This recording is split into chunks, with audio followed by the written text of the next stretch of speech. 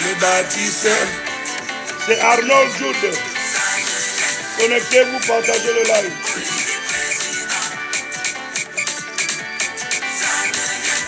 Enfin, on appelle ça Bourrito. Je ne vous traduis pas.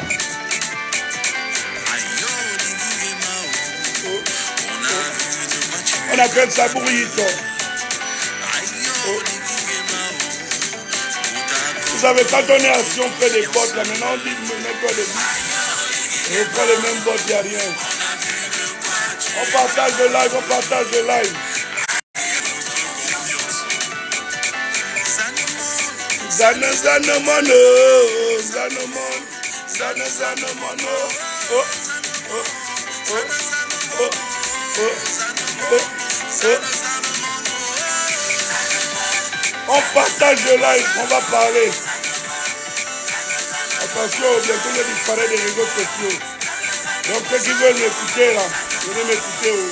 On va parler du Gabon. Oh, oh, oh, oh, oh. Oh, oh, oh, oh, oh, oh, oh, oh, oh. Votons, nous l'avons voté. C'est Arnold Jude, le bâtisseur.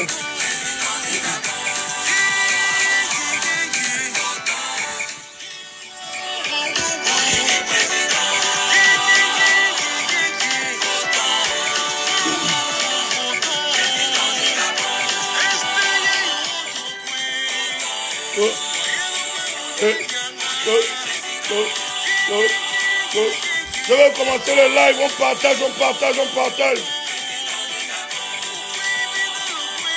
Oh, mon combat s'achemine vers sa fin. Je veux parler aux Gabonais, à cœur ouvert. On partage.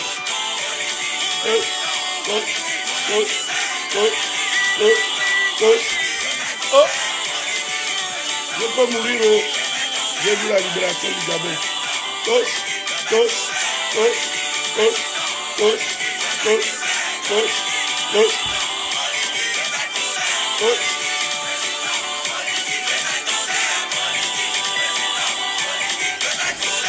On partage, on partage.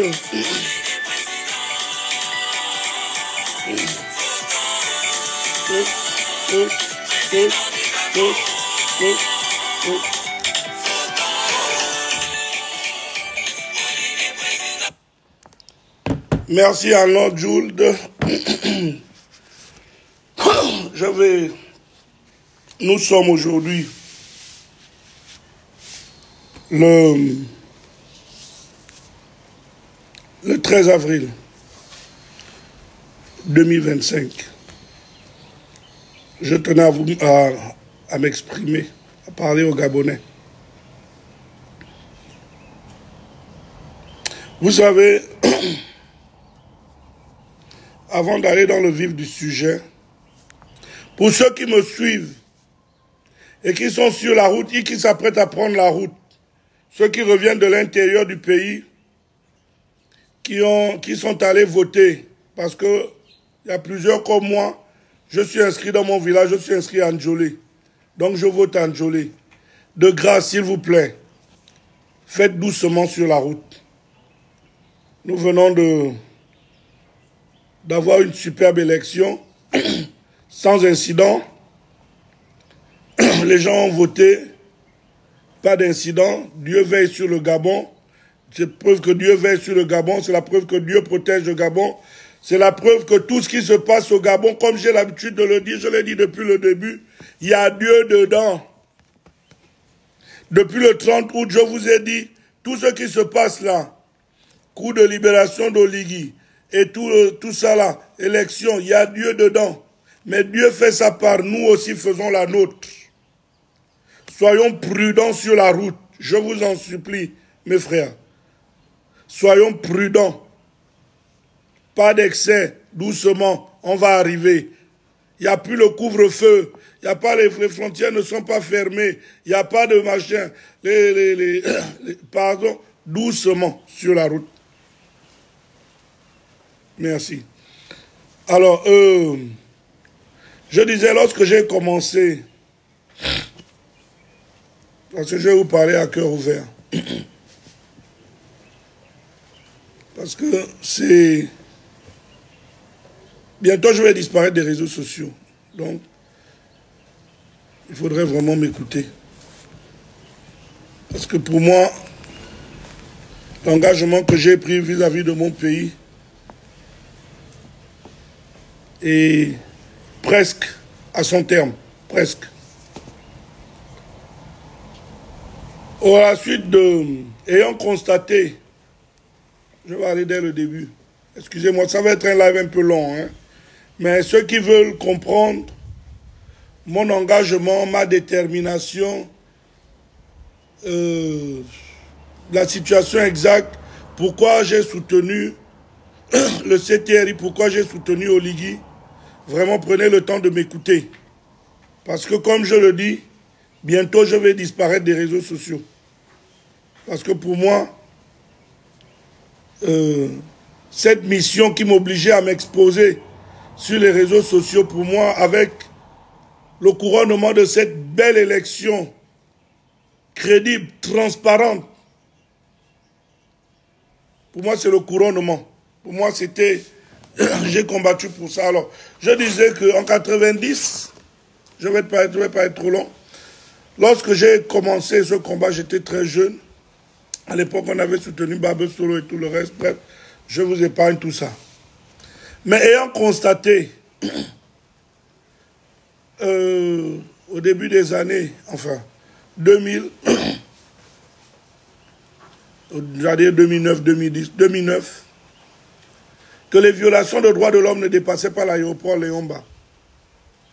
Parce qu'à l'époque, les canaux qui permettaient de véhiculer les violations de droits de l'homme qui étaient quasi fréquentes au Gabon, c'était RFI, c'était la Voix d'Amérique, c'était des organes de la France-Afrique. Et donc, on contrôlait l'information que l'on décidait de rendre publique. Beaucoup ont perdu leur vie, beaucoup de parents ont perdu leurs enfants depuis plusieurs années. Et ils n'ont jamais eu de réponse. Donc, lorsque je décide de combattre Bongo, le premier constat que je fais, c'était celui-là. Et c'est comme ça que je décide. Je prends d'abord ce combat personnel, parce que j'ai estimé que c'est d'abord personnel et que chaque Gabonais devait prendre ce combat comme son combat à lui. De manière personnelle, parce que nous devons chacun individuellement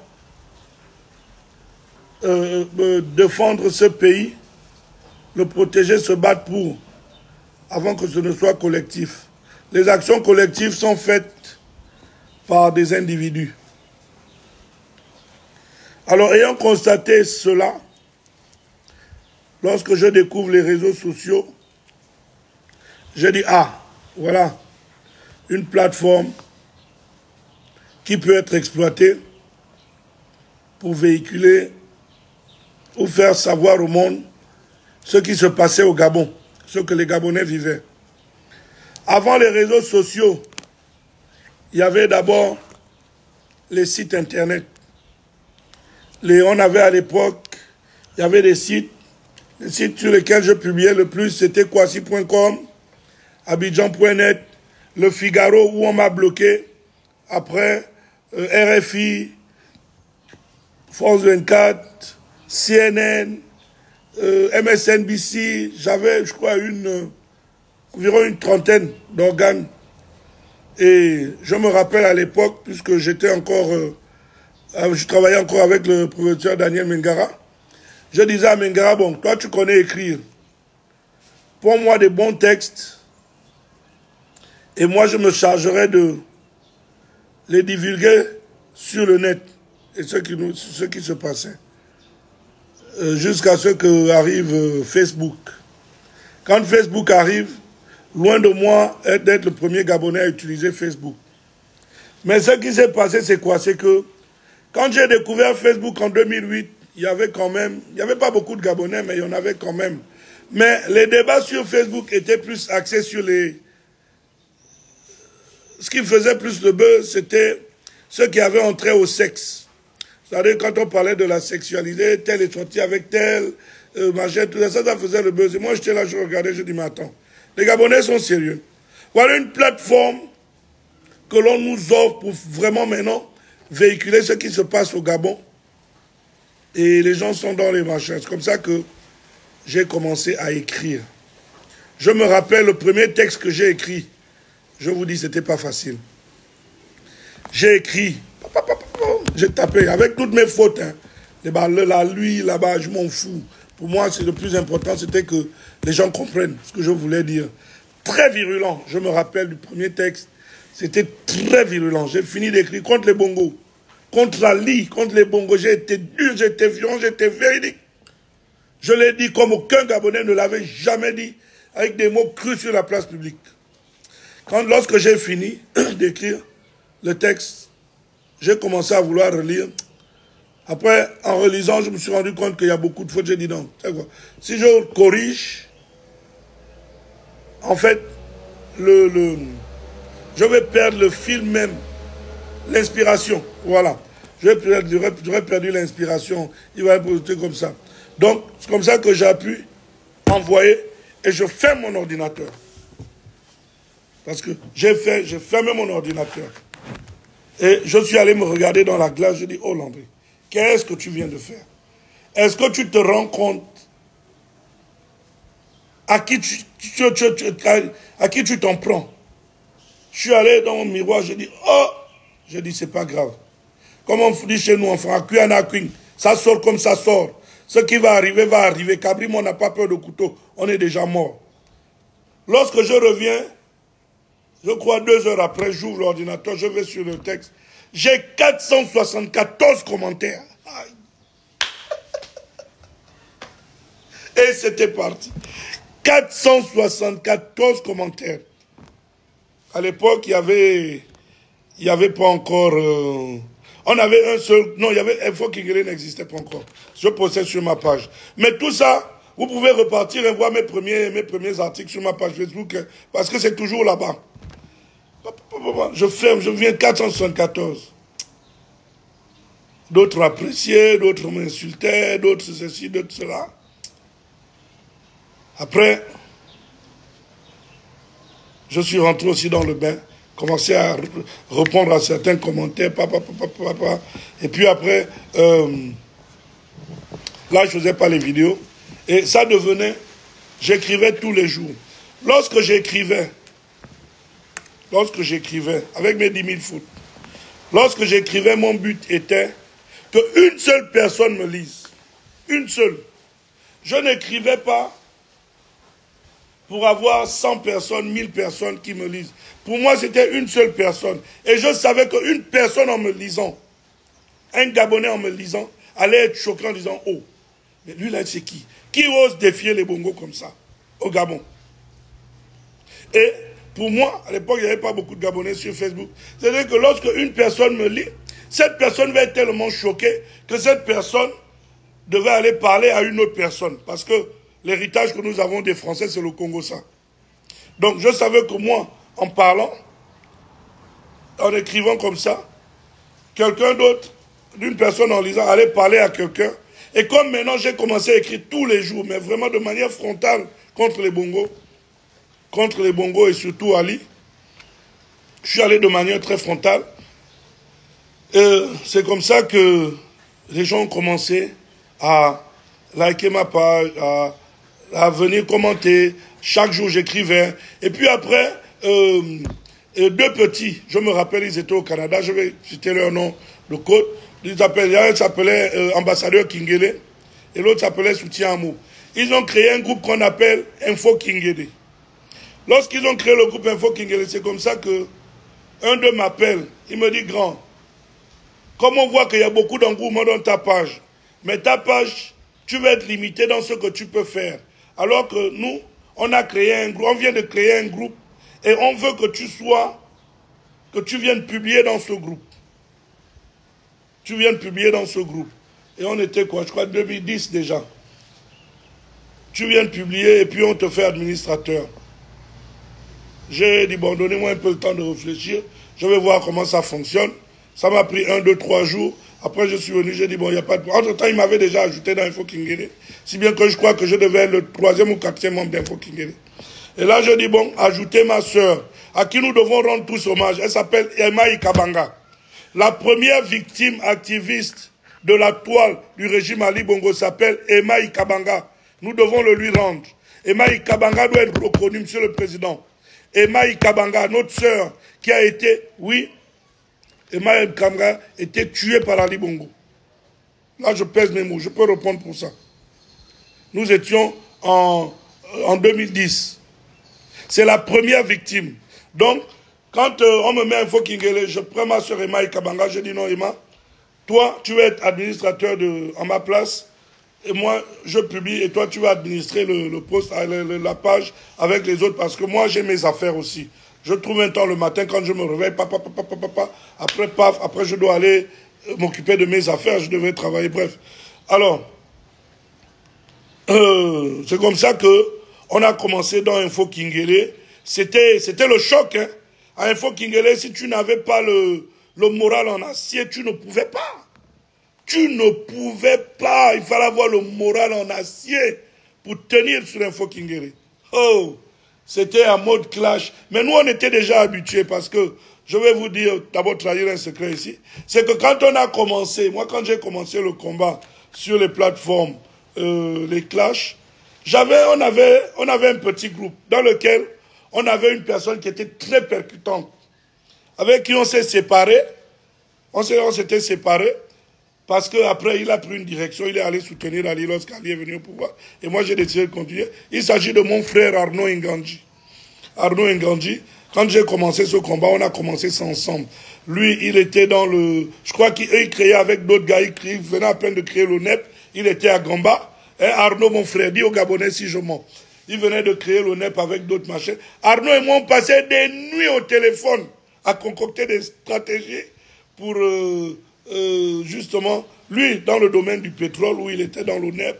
Et bon, à l'époque, moi, dans l'amélioration des conditions de vie des Gabonais. Donc, on était là. Et puis, d'ailleurs, quand on s'est vu, petite parenthèse, récemment à la tribune, il me dit, tu nous as rejoints finalement. Tu es revenu. Je dis non, Arnaud, c'est toi qui t'es égaré. Bref, c'est une petite blague. Mais ça reste mon frère, le Kaiser. Alors,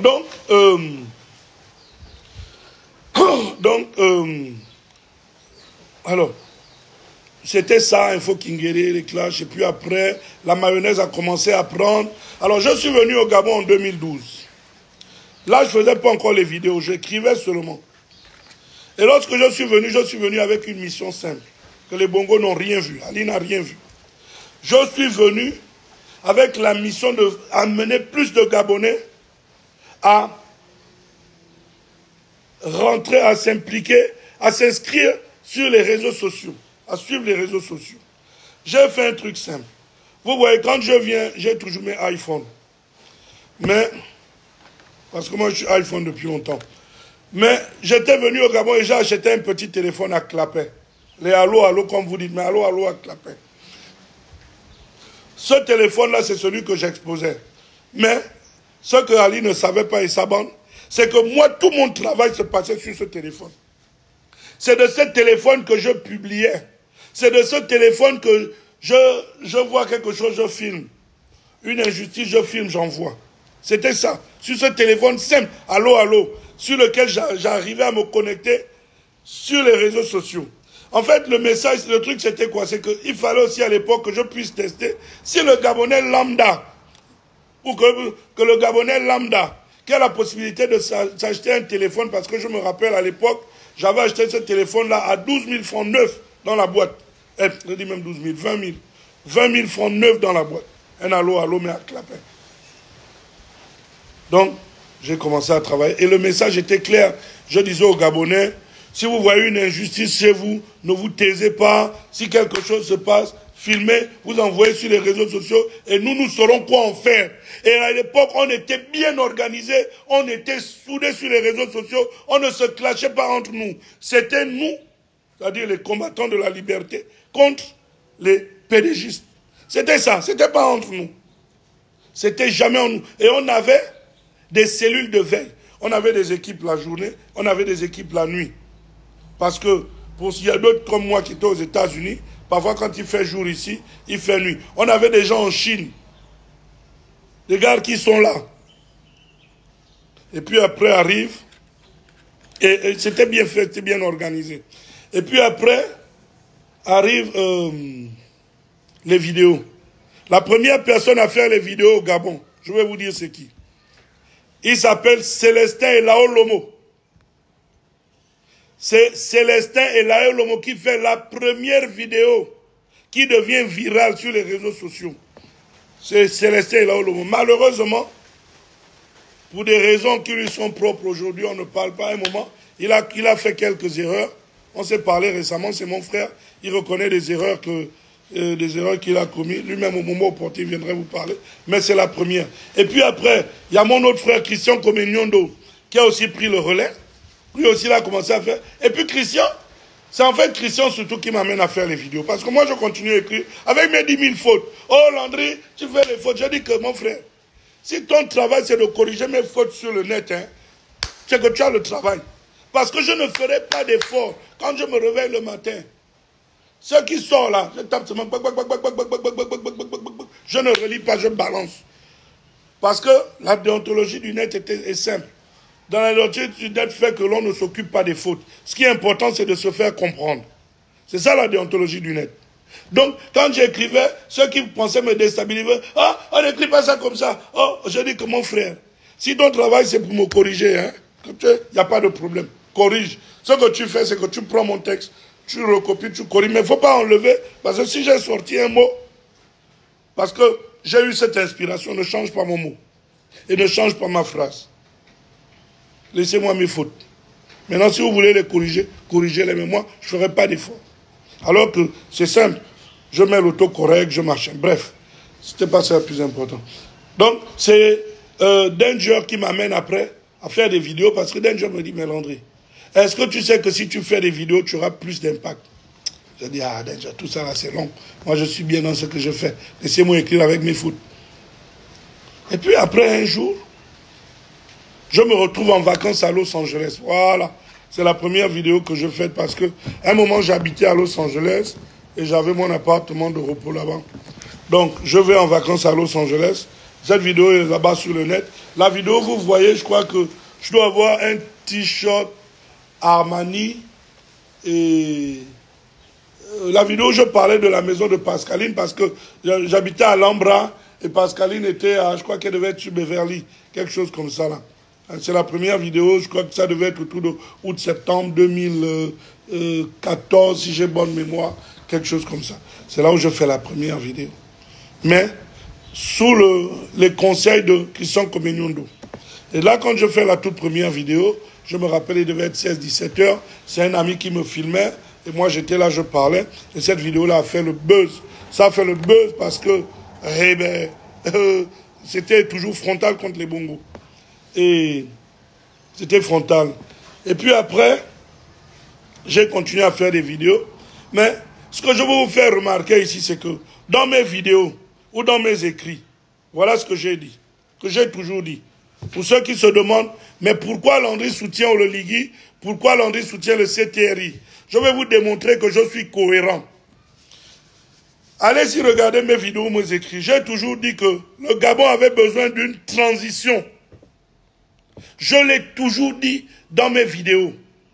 Allez-y les retrouver. Je dis, ce pays a besoin d'une transition. Le pays a besoin d'une transition où on réécrit une vraie constitution. Parce que celle d'avant, je l'appelais chiffon. Je disais que le Gabon n'avait plus une constitution. C'était un chiffon que n'importe qui se réveille et puis il décide comme ça de... Aujourd'hui, il dit, bon, ce mot-là, pas n'importe qui, Ali Bongo par exemple, Ah bon, cette phrase-là ne me plaît pas, ou cet article ne me plaît pas, je raye. C'est pas ça une constitution. Donc moi j'appelais ça un chiffon. Et je disais, durant la transition 1, il fallait revoir la constitution. 2, après revoir la constitution et le code électoral, il fallait aller aux élections libres et transparentes.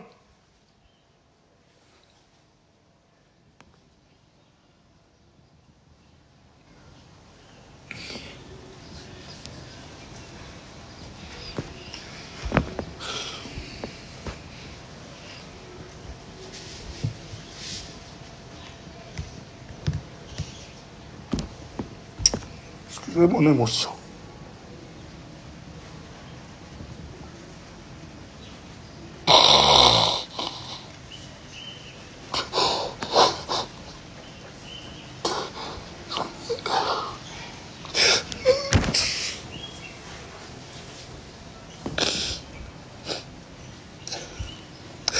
Excusez mon émotion. Je ne pensais pas que j'allais voir ce jeu.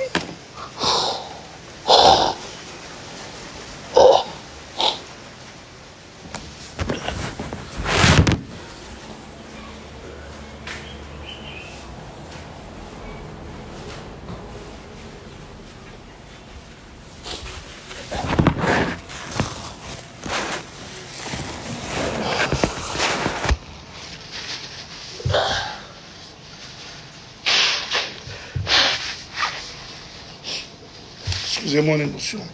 En fait, je ne savais pas que je devais voir ce jour arriver.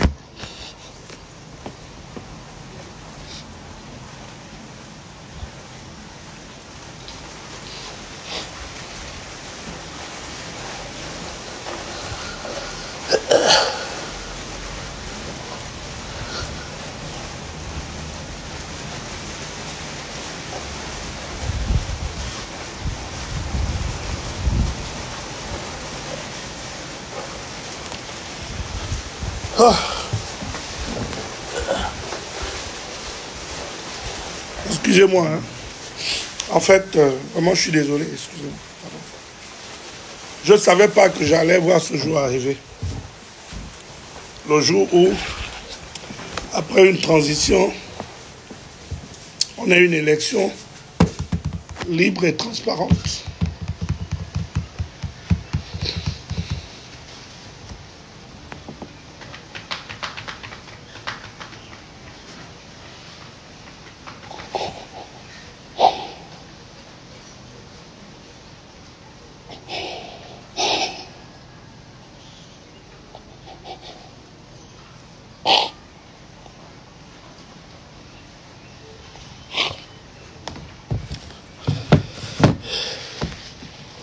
Vous savez, j'ai perdu trop de frères de combat.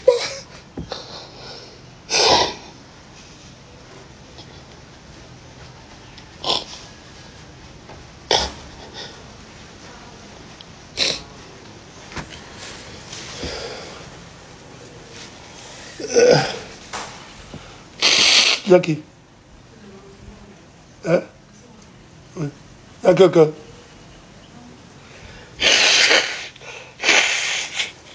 Je suis en direct.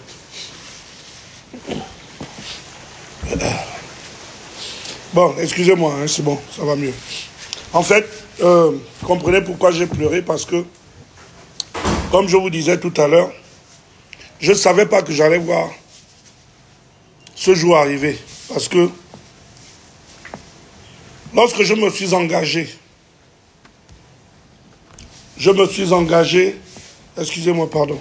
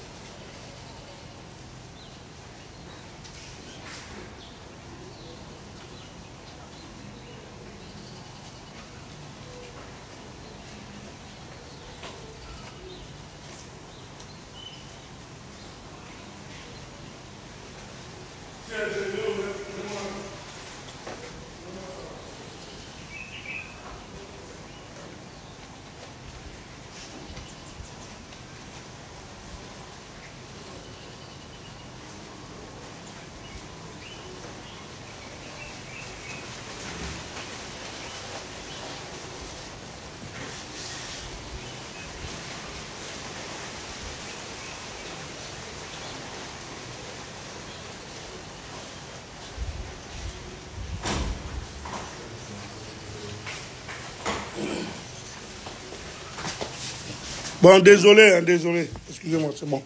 Ça va mieux. Ouais, je disais que... Alors, dans mes vidéos, je disais que le Gabon avait besoin d'une transition. Une transition pendant laquelle, ça vous pouvez retrouver, que ce soit dans mes écrits ou mes vidéos antérieures, que ce pays avait besoin d'une transition. Transition, et que durant cette période de transition, il fallait revoir notre constitution, qui n'en était pas, que nous n'avions pas. C'était un chiffon. Il fallait revoir notre constitution, le code électoral qui va avec. Organiser des nouvelles élections libres et transparentes. Libres et transparentes. Et je disais qu'après ça, lorsqu'on a obtenu tout ça, si je suis vivant, je ne m'occupe plus de la politique. Je m'occupe de mes affaires. Parce que moi, à l'origine, j'ai commencé à faire des affaires. Je vous épargne les détails. Mais là, on a eu une élection transparente. Je crois que je vais maintenant me concentrer dans mes business. On a pris beaucoup de retard. Ce pays a pris beaucoup de retard. De manière individuelle, moi-même j'ai pris beaucoup de retard. Je vous dis, je ne serai plus trop présent sur les réseaux sociaux. Parce que c'était ça. Alors, aujourd'hui, nous avons eu cette élection libre et transparente. Nous avons eu une transition dirigée par un leader, un visionnaire, quelqu'un dont Dieu a touché le cœur. Quand je citais le nom d'Oligui, ce n'était pas forcément parce que je connaissais, c'est Dieu qui a utilisé ma bouche pour interpeller Oligui. Pour dire Oligui, prends tes responsabilités. Et je vais vous dire quelque chose.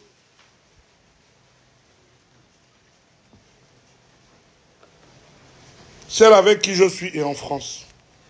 Ça fait 13 ans que nous sommes ensemble. Ce jour-là, du 27 août 2023, où j'ai fait une vidéo où j'ai interpellé, la dernière vidéo où j'ai interpellé Oligui. J'étais avec elle au téléphone. J'étais à Miami. Et je lui dis, ah, chérie, là, il faut que je fasse une vidéo tout de suite. Parce que c'est comme si quelque chose m'a envahi. En fait, c'est Dieu qui a emprunté mon corps pour dire, parle maintenant, mets ta caméra, interpelle Oligui. Le 27 août 2023, la vidéo est sur YouTube. Vous allez voir une vidéo où c'est écrit « Landry interpelle le général Oligui et les militaires à prendre leurs responsabilités ». C'est là, allez-y regarder. 27 août 2023. C'est Dieu. C'est Dieu. Dans tout ce qui se passe au Gabon, là, toutes les prières que vous, Gabonais, vous avez faites pour ce pays, voilà, Dieu. Il vous a envoyé un bon leader. Un bon leader. Et merci de le reconnaître parce que, par ce plébiscite, vous avez, en fait, c'est même pas Oligui à qui vous dites merci, c'est à Dieu. Vous reconnaissez que c'est Dieu. Et continuons comme ça. C'est pourquoi moi je soutiens Oligui. Parce que c'est Dieu qui veut que ce soit comme ça. Je ne suis pas un flatteur. Je n'attends rien du chef de l'État. Je n'ai pas de poste et j'en veux pas. Tout ce que j'attends de lui, c'est ce qu'il est en train de faire. Améliorer les conditions de vie des Gabonais. Comment on appelle? Permettre au Gabon d'avoir une bonne condition. Elle n'est pas parfaite. Parce que moi-même, il y a des articles que je souhaiterais quand même que l'on change. Mais ça se fera où? À l'Assemblée, au Parlement. C'est d'abord le Parlement, avant de repartir vers les Gabonais, pour ces nouveaux articles que certains Gabonais, comme moi, nous voudrons que ça change quand même au niveau de la Constitution. Elle n'est pas parfaite, mais elle est bien. Elle est 100 fois mieux que que le chiffon que nous avions. C'est pourquoi je l'ai soutenu. Nous sommes dans un pays, nous sommes une jeune république, une jeune nation, qui se construit. Et quand on se construit, on fait des erreurs. On est un leader qui est en apprentissage. Quand on apprend, on fait des erreurs. On commet des erreurs. Donc, aujourd'hui, nous sommes arrivés au terme des raisons de mon combat. Les Gabonais ont choisi librement, je dis bien librement, de manière transparente. C'est la première fois. Nous aurons les résultats bientôt. Dans quelques heures. D'ici moins de 2 heures, 3 heures de temps, on aura les résultats officiels. Provisoires, bien sûr. Parce que après, il restera à la Cour constitutionnelle de confirmer s'il n'y a pas de contestation. S'il n'y a pas de contestation, il restera à la Cour constitutionnelle comment on appelle, la mission ou l'obligation de déclarer les résultats. Mais moi, je suis presque au terme. Le premier engagement que j'ai pris pour le Gabon, où j'avais décidé, au péril de ma vie, j'avais décidé que même si je dois laisser ma vie, ça doit se faire. Aujourd'hui, là je vais m'adresser aux plus jeunes. Vous avez un meilleur pays. Vous avez un meilleur pays. Aujourd'hui, je peux partir. Si Dieu me dit aujourd'hui qu'il me prend, pour moi, ma mission est presque accomplie. Presque. Pourquoi presque? Parce qu'il reste encore quand même une étape. Oui, le président de la République est élu dans la régulière, proprement, incontestablement. Je crois que même les opposants le reconnaissent. Demain, il lui faut, pour bien gouverner, il lui faut une assemblée et un parlement qui va avec. Il faut un parlement qui va avec, qui l'accompagne. Il faut des hommes. Et oui, je crois que ça va être la dernière étape. Et c'est là où la transition prendra fin. Parce que même pour ceux qui disent que, oui, mais pourquoi il a anticipé l'élection? Il a promis que la transition va durer 2 ans. Mais en fait, les gars n'ont rien compris. La transition, effectivement, avec l'élection du président de la République, la transition n'a pas pris fin. Elle ne prendra pas fin. La transition prendra fin parce que le président, quand il est élu, il commence à gouverner dès demain matin ou après-demain. Ou après le marché, il commence à diriger le pays. Mais il a quel parlement? Il a le parlement de la transition. Les maires, les communautés, comment on appelle? Les maires et tout le reste, les délégués municipaux. Ce sont les délégués de la transition. C'est pourquoi toutes ces élections se feront de manière à ce que le 1er septembre, on a un nouveau président, c'est déjà acquis, élu. On a un parlement, c'est-à-dire l'Assemblée nationale et le Sénat, élus, et les maires, les conseillers municipaux élus par le peuple. Et là, fin de la transition. Là, on rentre maintenant dans une nouvelle république. Parce que l'élection du président de la République n'est que le processus qui va vers le thème de la transition. Donc, ceux qui disaient que oui, il a court-circuité l'élection, il n'a pas respecté le chronogramme de la transition, il a dit que la transition va durer 2 ans. Mais bien sûr que si la transition va durer 2 ans, l'élection du président de la République ne clôt pas. Elle va être, on clôt la transition lorsque, y compris le Parlement, il n'y a plus rien, il n'y a plus les machins de la transition. À partir de ce moment, fin, plus de transition. Sinon, le président de la République, chef de l'État, je me permets de l'appeler comme ça, je l'appelle plus président de la transition, parce qu'il ne l'est plus. Président de la République, le général Oligui, on va continuer jusqu'au 30 août, 1er septembre, Nouvelle République. Fin. Donc, voilà un peu ce que je voulais vous dire. Excusez-moi d'avoir été un peu trop long. Et ça fait partie de l'un de mes derniers lives. Hein. C'est l'un de mes derniers lives. Je vais m'occuper un peu de moi-même. Beaucoup de personnes m'ont dit après ma sortie de prison, oui, occupe-toi un peu de toi et tout le reste. Non, je ne pouvais pas m'occuper de moi. Parce que le Gabon n'était pas libre. Là, je vais m'occuper de moi. Mais, attention, je ne sors pas complètement. Je reste toujours là. Je suis là où on ne sait pas que je suis. C'est là où je serai. Avec l'œil. Regardez. Regardez. Parce que s'il y en a qui veulent aussi essayer de contourner là, on ramène sur le droit chemin. Donc, vraiment, merci d'avoir pris le temps de m'écouter. Désolé pour mes émotions, parce que, comme je vous ai dit, j'ai perdu beaucoup de personnes. J'ai pensé à ma sœur Emma Ikabanga, j'ai pensé à mon frère Hervé Mombo Kinga, j'ai pensé à ceux-là, aux jeunes qui, par rapport à moi, ont décidé de prendre leurs responsabilités, d'être des citoyens, de se lever pour leur pays. Ces jeunes-là qui sont morts au QG de Champing. Quand on m'a montré les photos, j'ai reconnu des jeunes avec qui je parlais assez souvent. Des jeunes qui venaient vers moi pour des conseils. Qui ont été sauvagement assassinés. Oui, monsieur le président. Je sais que cette commission vérité et réconciliation doit être faite. Et j'insiste, monsieur le président. Nous devons faire cette commission vérité et réconciliation. Parce que trop de personnes, trop de familles ont besoin de savoir ce qui est arrivé à leurs enfants. Monsieur le président, ça doit être l'une de vos premières missions. À la fin de la transition. Je dis bien à la fin de la transition. C'est-à-dire c'est une mission qui est confiée au chef de l'État, président de la République.